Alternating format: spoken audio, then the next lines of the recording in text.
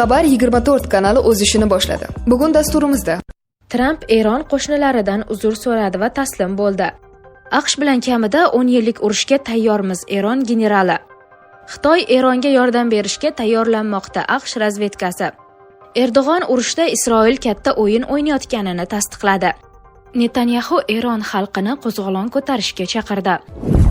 Sizni bel va bo'yin og'riqlari bezovta qiladimi? Unda sizga ajoyib Glisson ilgagi bo'yin umurtqasini cho'zish uchun ideal moslamani taklif etamiz. Glisson ilgagi bo'yin umurtqasini muloyim cho'zish uchun mo'ljallangan. Bo'yin va orqa sohadagi og'riqlarni yengillashtiradi. Skoliozni davolashga va bo'yindagi grijani yo'qotishga yordam beradi. Mushaklarning zo'riqishini kamaytiradi va bosh miya qon aylanishini yaxshilaydi. Stress va asabiylikni kamaytiradi. Uy sharoitida foydalanish uchun ideal. Salomatligingizga e'tibor bering. Hoziroq buyurtma bering. To'lovni mahsulot qo'lingizga qilasiz. O'zbekiston bo'ylab yetkazib berish xizmati mavjud.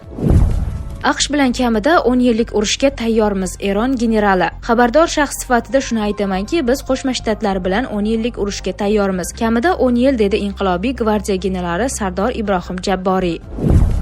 Rossiya Yaqin Sharqdagi vaziyatni beqarorlashtirishga urinishlar neft va gaz narxlarini oshirish haqida bir necha bor ogohlantirilgan. Putin uning qo'shimcha qilishicha, Hormuz bo'g'ozi bilan bog'liq neft qazib olish keyingi oy ichida butunlay to'xtab qolishi mumkin.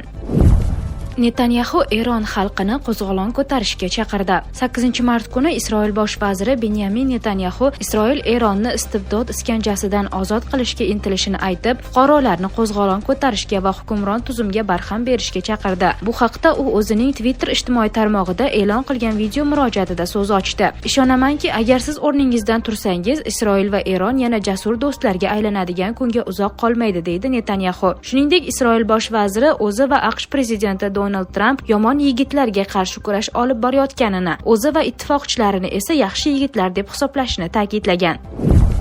Eron Isroilni kassetali raketalar bilan bombardimon qildi. 9-mart kuni Eron Isroilni kassetali o'q-dorilar bilan jihozlangan raketalar orqali o'qqa tutdi. Bu haqda The Times of Israel xabar berdi. Nashrning yozishicha, kun boshidan buyon Eron 7 marta yalpi zarba yo'llagan. Raketalar butun mamlakat bo'ylab joylashgan obyektlarga qaratilgan. Hujum oqibatida Isroilning markaziy qismida bir kishi halok bo'lgan, yana 2 kishi jarohatlangan. Eron davlat televideniyasi ushbu zarbalarni olqishlab, kuni kecha Eronning yangi oliy rahbari etib saylangan Mujtabo Xamenei rahbarligidagi raketalarning birinchi to'lqini uchirilgani haqida hisobot bergan. Ma'lumot uchun, kassetali o'q-dorilar nishonga tekkanida maydaroq o'q-dorilarni sochib yuboradi. Bu esa shikastlash maydonini sezilarli darajada kengaytiradi. Ular tinch aholi uchun o'ta xavfli hisoblangani sababli 120 dan ortiq davlat qo'shilgan kassetali o'q-dorilar bo'yicha konvensiya bilan taqiqlangan. Na Eron, na Isroil ushbu konvensiyani imzolagan. 8-mart holatiga ko'ra, Isroilda Eron zarbalari oqibatida 11 kishi halok bo'lgan. Eronda esa mustaqil baholashlarga ko'ra,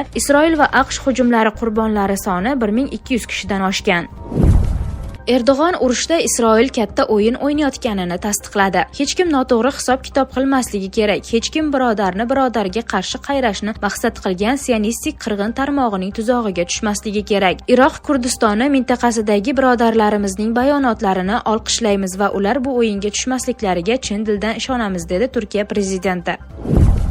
Xitoy Eronga yordam berishga tayyorlanmoqda, AQSh razvedkasi. AQShda Xitoy Eronga moliyaviy yordam ko'rsatish, shuningdek raketalar uchun ehtiyot qismlar va komponentlar yetkazib berishga tayyorgarlik ko'rayotgani haqida razvedka ma'lumotlari mavjud. Bu haqda vaziyatdan xabardor manbalarga tayanib CNN xabar berdi. Xitoy o'z qo'llab-quvvatlashida ancha ehtiyotkor. U urush tugashini xohlaydi, chunki bu uning energiya ta'minotiga tahdid soladi, deydi telekanal manbalaridan biri. The Washington Post manbalariga ko'ra, ikki davlat o'rtasidagi yaqin aloqalarga qaramay, Xitoy hozircha Eronga yordam bermayapti. Reuters 5-mart kuni Xitoy Eron bilan Hormuz bo'g'ozi orqali neft tankerlari va qator suyultirilgan tabiiy gazi ortilgan kemalarni xavfsiz o'tishini ta'minlash bo'yicha muzokaralar olib borayotganini xabar qilgan. Nashr manbalariga ko'ra, o'z neftining qariyb 45% ushbu bo'g'oz orqali import qiladigan Pekin Tehrondan tankerlar uchun xavfsiz yo'lak talab qilmoqda. The Washington Post nashrining yozishicha, Rossiya Eronga Yaqin Sharq mamlakatlaridagi Amerika harbiy obyektlariga zarba berish uchun ma'lumotlar taqdim etmoqda. Nashr manbalariga ko'ra, Rossiya tomonidan berilgan ma'lumotlar Amerika kemalari va samolyotlari haqida axborotni o'z ichiga oladi. Rossiya yordami ko'lami hozirgi bosqichda to'liq aniq emas. Tramp Eron qo'shnilaridan uzr so'radi va taslim bo'ldi. AQSh prezidenti Donald Tramp Eron prezidenti Masud Pezeshkionning uzriga izoh berib, Tehron Yaqin Sharq qo'shnilaridan uzr so'raganini aytdi. Oq uy rahbari bu haqda Truth Social ijtimoiy tarmog'ida yozdi.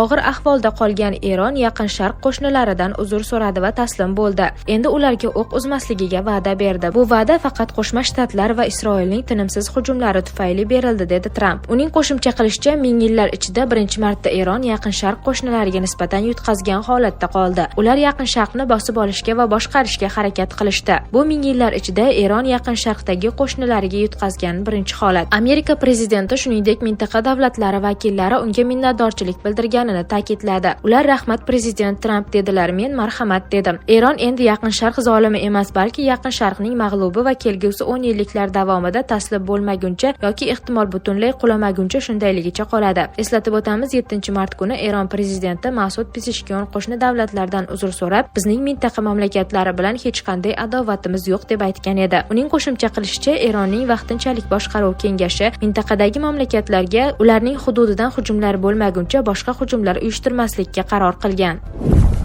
AQSh Yaqin Sharqqa 3-aviatashuvchi kemasini yuboradi. AQSh Yaqin Sharqqa 3-aviatsiya tashuvchi kemasini yuboradi. Mamlakat Eron neftini olib qo'yish bilan tahdid qilmoqda. Bu haqda The Moscow Times xabar berdi. AQShning energetik ustunlik bo'yicha milliy kengashi direktori Jarrod Eygen Washington Eronning neft zaxiralarini o'z nazoratiga olish niyatida ekanini aytdi. Bizning maqsadimiz Erondagi ulkan neft zaxiralarini terrorchilar qo'lidan olib qo'yish, dedi u Fox Business telekanaliga bergan intervyusida. AQSh prezidentining yordamchisi o'rinbosari ham hisoblangan Eygenga ko'ra, bunday natija uzoq muddatli foyda keltiradi. Sababi Hormuz bo'g'ozi orqali neft yetkazib berish bilan bog'liq xatarlarni kamaytiradi. Oq uy vakili shuningdek, yil boshida AQSh harakatlari natijasida neft qazib olish hajmini tez fursatda oshirishga erishilgan Venesuela tajribasini misol qilib keltirdi. Unga ko'ra, Amerikaning Chevron neft kompaniyasi u yerda bor yo'g'i 2 oy ichida ishlab chiqarishning rekord darajasiga erishgan. Bu bayonotlar Amerikaning 3-aviatashuvchi guruhini Yaqin Sharq mintaqasiga jo'natishga tayyorgarlik ko'rish fonida yangradi. 5-mart kuni USS George Bush aviatashuvchisi shuningdek unga hamrohlik qiluvchi kemalar va jangovar samolyotlar guruhi milliy miqyosidagi missiyalarda ishtirok etish uchun zarur bo'lgan o'quv mashg'ulotlarini yakunladi. Endilikda ular Yaqin Sharqqa jo'nashni kutmoqda. Hozirda mintaqada Avram Lincoln Gerald Ford aviatashuvchilari boshchiligidagi AQShning 2 zarba beruvchi guruhi faoliyat yuritmoqda. Birinchisi Arabiston dengizida, ikkinchisi esa Qizil dengizda qayd etilgan. The Wall Street Journal nashrining yozishicha, Jorj Bush fevral oyi boshida Yaqin Sharqqa joylashtirish uchun tayyorgarlik ko'rish buyrug'ini olgan edi.